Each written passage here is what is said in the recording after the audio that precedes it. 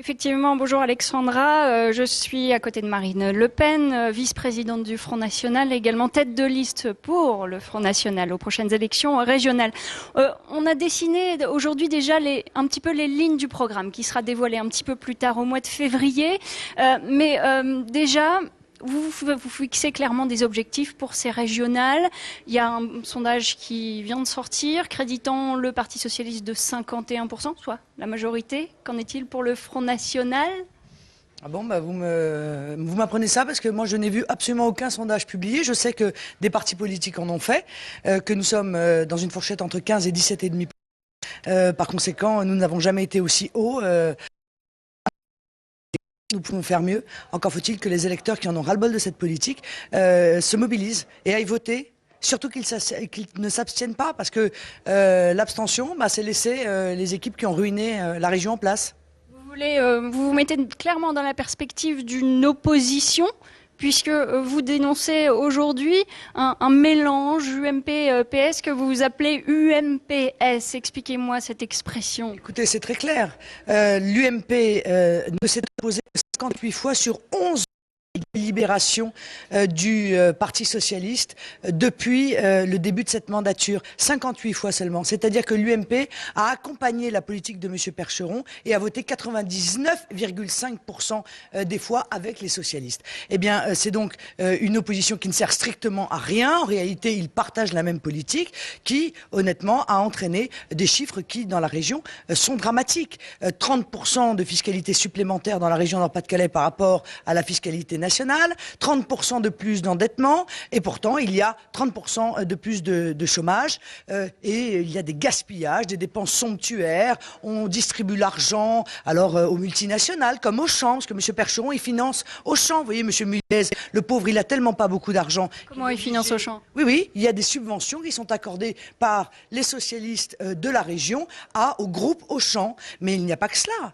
On construit des lycées à Saint-Louis du Sénégal, on forme des jeunes au Vietnam. Eh bien, nous voulons que l'ensemble de l'effort financier régional, parce que les gens qui payent des impôts déjà n'en peuvent plus, soit exclusivement destiné aux habitants du Nord-Pas-de-Calais. C'est leur santé qu'il faut améliorer, c'est leur lycée qu'il faut rénover, c'est la formation des jeunes du Nord-Pas-de-Calais qu'il faut améliorer et pas celle du Vietnam, même si j'aime beaucoup le Vietnam.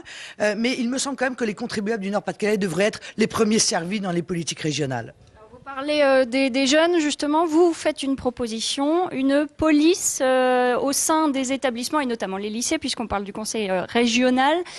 Donc, est-ce que la police nationale a sa place dans les établissements scolaires, les lycées? Moi, je pense que la région a une responsabilité en matière de sécurité dans deux domaines qui sont de sa compétence, c'est les transports et les lycées.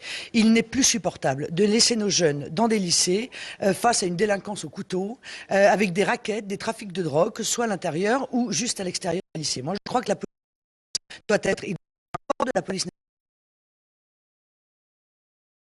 de l'air et des frontières. Il y a bien une police régionale des transports en Île-de-France. Il n'y a pas de raison qu'il n'y ait pas encore une fois, on se désintéresse de la sécurité de nos jeunes. Ils ne seront pas en permanence dans les lycées, mais ils suivront le parcours des délinquants. Ils interviendront avec évidemment l'accord des professeurs, parce que les professeurs sont aussi concernés par l'insécurité. Alors l'UMP propose des vigiles. Moi, très honnêtement, je pense que la sécurité des jeunes doit être confiée à la police nationale, parce qu'elle a, la police nationale, d'abord les compétences, elle est formée pour cela, et elle a aussi le sens des responsabilités que n'auront peut-être pas des entreprises privées de vigiles.